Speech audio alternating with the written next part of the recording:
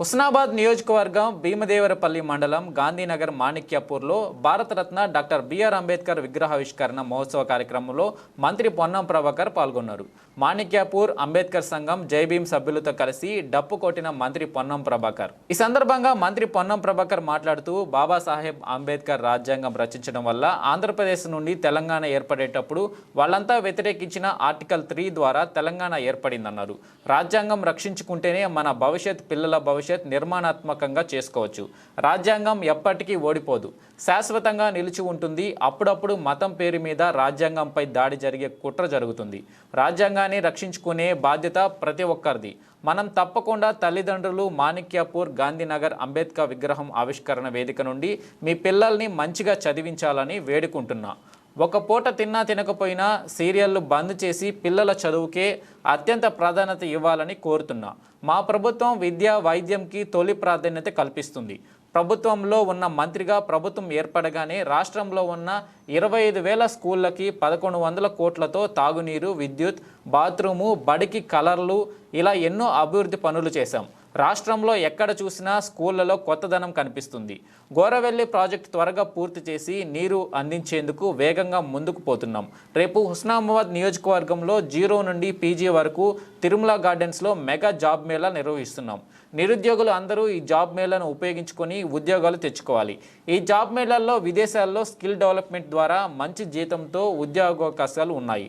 నియోజకవర్గంలో విద్య, వైద్యం, ఉపాధి అవకాశాలు మెరుగుపరచడానికి అంబేద్కర్, జ్యోతిరావు పూలే ఆలోచనలతో ఈ కార్యక్రమాలు ముందుకు తీసుకుపోతున్నామని తెలిపారు. శాసనసభ్యుడిగా ఈరోజు ఈ మాణిక్యాపూర్ గాంధీనగర్లో మన అంబేద్కర్ విగ్రహ ఆవిష్కరణ చేసుకున్నటువంటి అంశం ఎప్పుడు కూడా జ్ఞాపకం ఉండాలంటే నేను ఒక నిర్ణయాన్ని సందర్భంగా ఒక విషయాన్ని సందర్భంగా హృదయపూర్వకంగా ప్రోత్సహించాలని చదువులు అనేటువంటి వాళ్ళతో ప్రకటిస్తా ఉన్నా. ఎవరైతే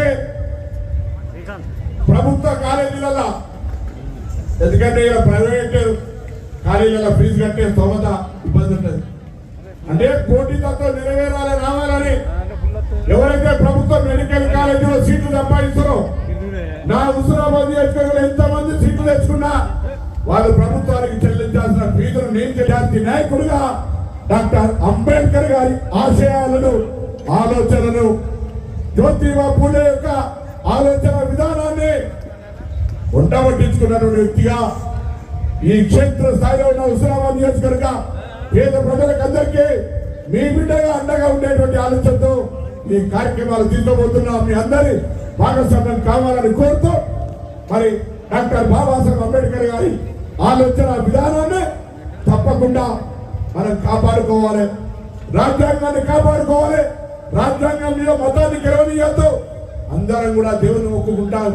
కానీ ప్రజాస్వామిక వేదిక మనందరికి స్వేచ్ఛనిచ్చి, మనందరికీ ఒక హక్కునిచ్చి మనలో మాట్లాడగలిగేటువంటి వాతావరణాన్ని ఈ రాజ్యాంగం ద్వారా కలిగించుకొని, ఓటు హక్కును కలిగించుకొని, ప్రజాస్వామ్యం ద్వారా ప్రభుత్వాలను మార్చగలిగేటువంటి శక్తి ఇచ్చినటువంటి బాబాసాహెబ్ అంబేద్కర్ భారత రత్న, ఈ భారత రాజ్యాంగ నిర్మాతకు సంబంధించిన రాజ్యాంగాన్ని కాపాడుకోవడానికి, దాని మీద మతాన్ని గెలవకుండా ఉండే విధంగా మనమందరం కూడా భాగస్వాములు కావాలని కోరుతూ